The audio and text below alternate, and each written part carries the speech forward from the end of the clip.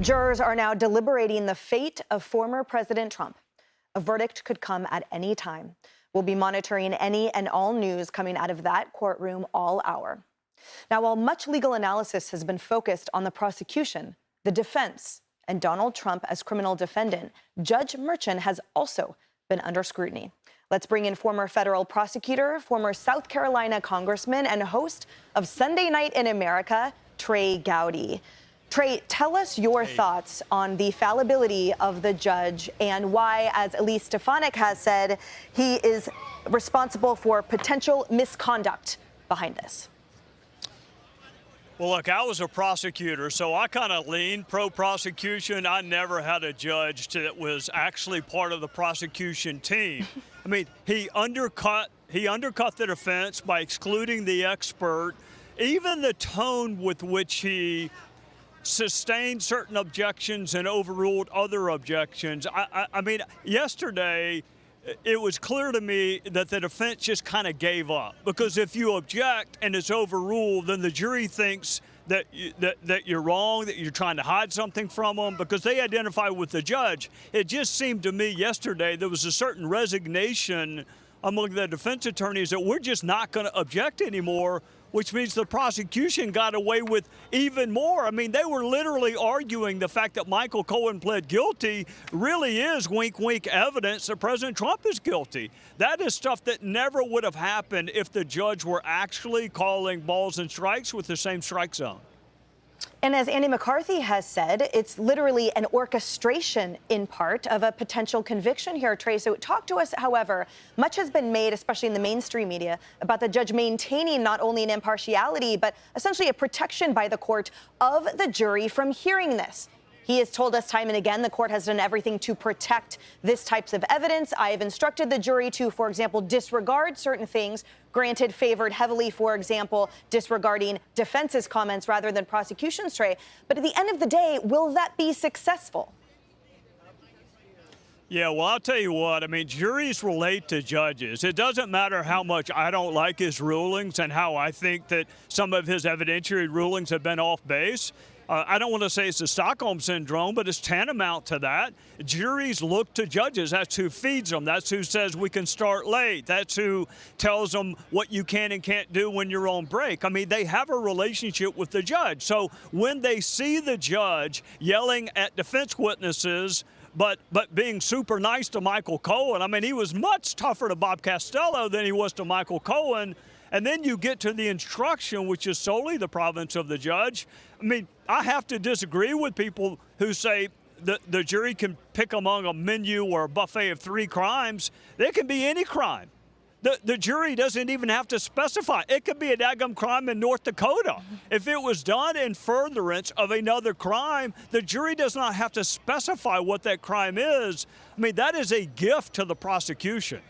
So against that backdrop, Trey, and under the umbrella of the clear stance this judge has taken throughout the trial, talk to us about the absolute catastrophe that these jury instructions have presented, that vagueness, that lack of specificity. Talk to us about what that means in real terms, that essentially can the jury just select and, well, I guess this one fits, and sure, 4 of us agree, so that's guilty. Is that a wrap? Is that an actual outcome that we might have to be subjected to, the former president be subjected to today or tomorrow?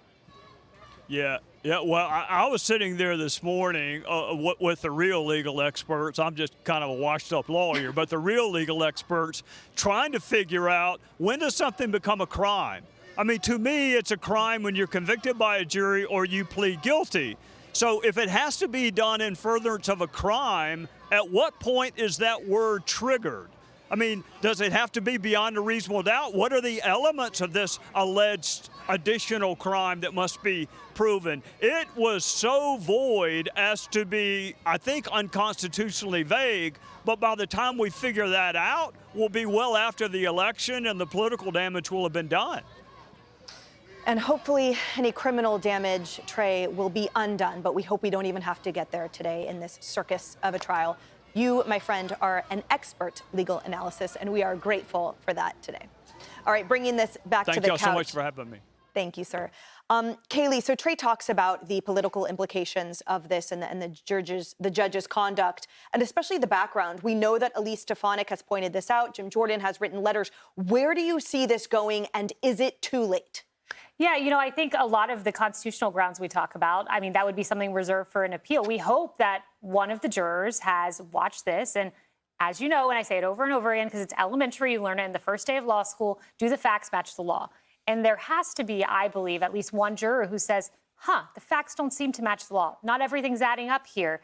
And we'll see if that moment happens. To the conduct of the judge, Trey wrote this morning. He said, the judge says he does not have an opinion on the case or the defendant's guilt. And I have heard more emotion in hostage videos than the judge has when reciting those rote words.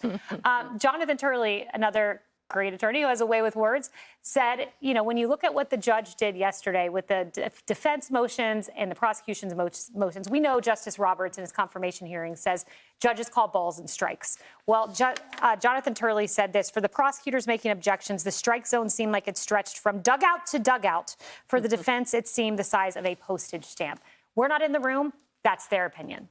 And to her point, Kilmeade, inflections are not reflected in the record. At the end of the day, on appeal, it's all black and white there. So, yes, I did admonish them correctly, admonish meaning the jury. Well, at the end of the day, there might have been a whole color of swaying going on that only those who were there were subjected to. Right. We don't know these people. We don't know what operates them. We don't know why they got on the jury. We know this. The judge has been nothing but bias from day one. The only thing I could say in terms of what he read off at the end, and it's been relayed to us, the verdict cannot rest on speculation. This whole thing is speculation. What did Donald Trump, what did he not know?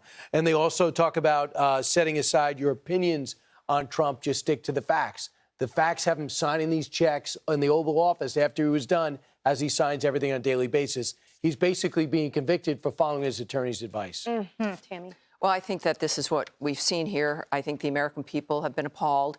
The issue becomes what the jury does. But what's interesting is we have to remember, judges are lawyers in a robe. They're just regular people. And so the structure is meant and expects decent people who really are committed to following the nature of the structure itself, that it's not a game. So I think what's happened here, while it's been very difficult for the Trump family and the country, has been invaluable. Because we've seen how far it can go when people have abandoned the nature of what it is they're supposed to be doing. But via a sacrificial lamb, that's a former president. There are catastrophic consequences here. There are. And the words that you just spoke, Tammy, really touched me. Because you're right. We're watching something that isn't supposed to be broken like this. That's right. Yeah, it affects all of us. Emily, if you'll allow me, I'm just going to give some notes on Judge Merchan. Paul Morrow, who was formerly in his office, in the prosecutor's office here in New York before he became a cop, was making calls while we were on the air last hour. And he reached out to the chief administrator and found out that Merchan oversaw the special grand jury.